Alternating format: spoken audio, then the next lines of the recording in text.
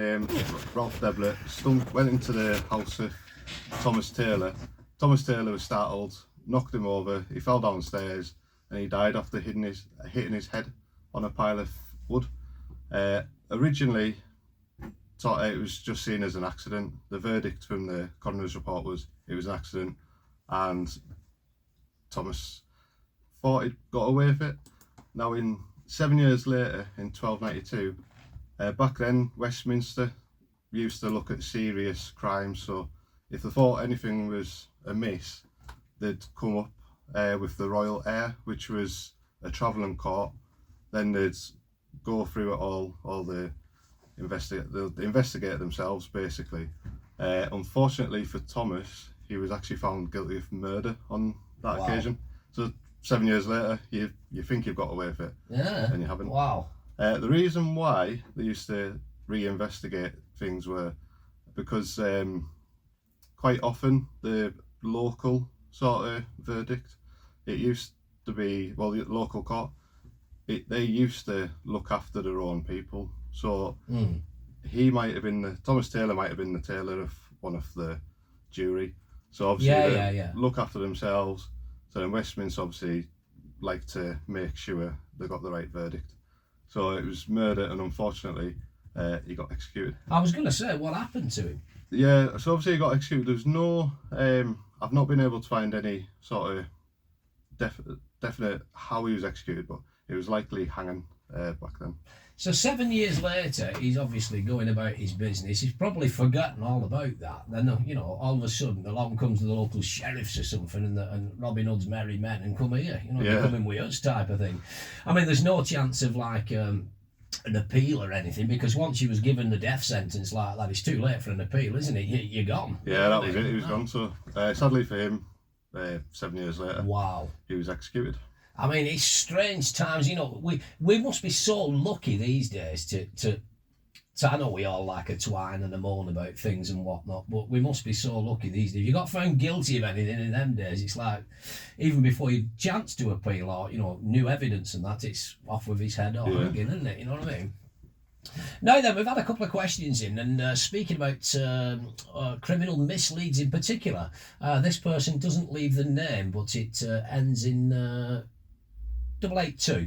Anyway, hello, loving the show. Very interesting story. Now, talking about criminal misleads, when they were excavating the area of the Lane shopping centre was built on, wasn't a Roman skeleton found dumped down a well? Oh, actually, it is good. There is a name on it, from Sandy. It's from Sandy having a shandy in the bungalow. That rhymes that. You're a poet, and you didn't know it. So, yeah, they're right. If you go to Tully House, they've got the Roman exhibition, which is a British Museum exhibition, on the lower floor, and that has the skeleton there. Wow. So the reason why that would have been a murder is because it happened within the Roman walls of Carlisle. Yes. So back then, any legal burials had to be outside the walls of the city. So with it being buried within the city, it had to be, well, more than likely it was a murder. And also the injuries to the skull, they also suggest that it was a murder. They don't know for definite, but they think it was probably a local person who murdered them, and why they murdered them is a mystery, but it was probably a local person that had been murdered. When you say because of the injuries, what do you mean? Like they found blunt force trauma or something? You can see on the skull something sharps went in there. If you go to Tully House and have a look, you can clearly see there's been some kind of stab wound to the head. Wow. Now, we had another question. Lena's been on in Denton Home and says, does Johnny know anything about the Roman cemetery being excavated next to the A66 near Broome Castle to the side of Penrith? I believe it's Oxford's Cotswold that are leading the excavation. I don't know a great deal about it, but obviously it's near the Precarvum Roman fort, which you can see when you go to Broome Castle. You can clearly see the outline of the fort. It's on private land, so unfortunately you can't have a proper look at it, but I believe they found 250 graves there, and urns with cremations in them. Wow. Now, obviously, when I mean, we're not archaeologists, you know what I mean? I love anything historical and that, and I like you coming in teaching me lessons about Carlisle, because I'm not a native to Carlisle, but I would imagine when anything like that's found, the first people to get involved is going to be somebody like English Heritage or something, and there's a process what has to be done, and all digging have to stop and that? Yeah, I mean, there's a lot of different things. I know. Aye. I was recently, it was back in October, digging at Drumbrough, Okay. when they found a part of Hadrian's Wall there, and there was two parts of it. One part of it was the fort itself at Drumbrough. One part was where they found the wall. Now they wanted to extend the trench up at where the fort is, but you've got to wait for Historical England to come out and assess it and stuff. Unfortunately, that didn't happen, so they weren't able to extend the trench any further. Do you not think though sometimes, I mean, allegedly, let's get this word in, allegedly, if somebody, say for instance, I want to build a patio at back garden, or I want to build an extension and stuff, if someone finds anything like that, do you not think sometimes they think, let's brush it to one side? Because obviously, once the process starts and the ball starts rolling, you can't do anything, because they've got to come with the little brushes and, you know what I mean, and it's excavate the side. Yeah, I mean, well, there's certain bits, like when they built Castleway, they had to excavate it to see what was under, but once they excavate, it just gets covered up. Normally, it gets covered up then. But any major roads or anything like that that go through a site where they know there's archaeological evidence below, they dig it up first. So you've done a bit of digging yourself? Yeah, I do a bit of voluntary digging, so I don't know how many times I've done it now, but it's just as and when I can do it, so I try and... How does something like that start? You know, you get a site and you just go in. You go in with spades first and think, well, we'll go 2 foot down, or do you... Because you can imagine it being very delicate from start to finish.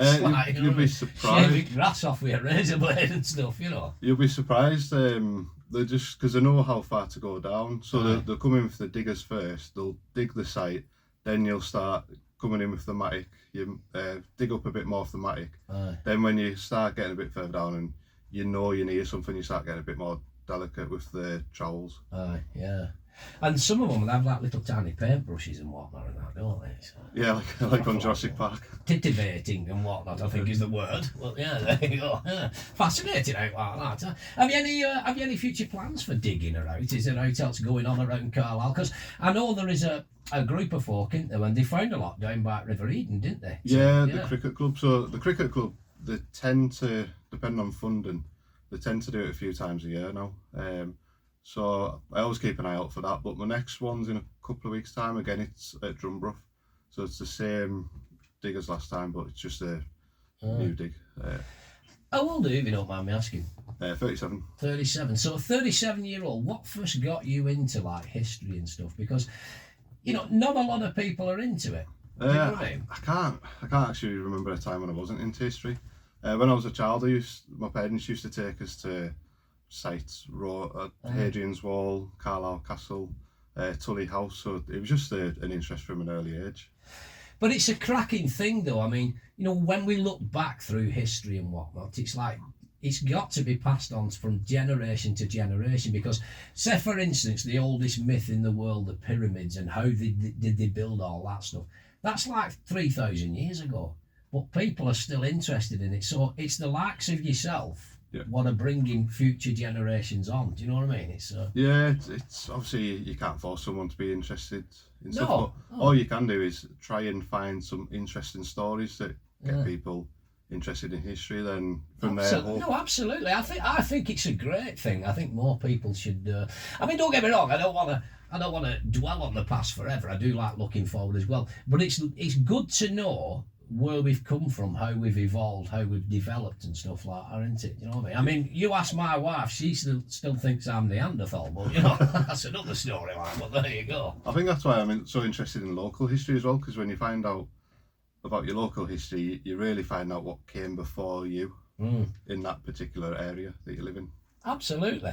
We're going to move on with another song because I'm just looking at the time here. You're all right for coming back on in a minute, aren't you? Yeah, definitely. Again in a minute, but coming up I've got Well, I've got some more great music planned for you in the second hour, but I've a couple of songs play up until that. I've also got my driving song of the week. Now, I think it's a cracker this week I've chosen for you, but I'm going to leave that till after 8 o'clock because we've got Johnny in, and there's one or two of you messaging in, and well, we're just enjoying the flow and seeing where we go with this. Meanwhile, then, let's move on with another song. This being from the Artful Dodger, and it's Ooh, You're Moving Too Fast on CRFM. Remember, pull that there. Right, so again, I'm going to have to delete some of it here now. I'll have a look how that came out. See if it's got the angle right there. Oh, I'm still recording, we've done 10 minutes.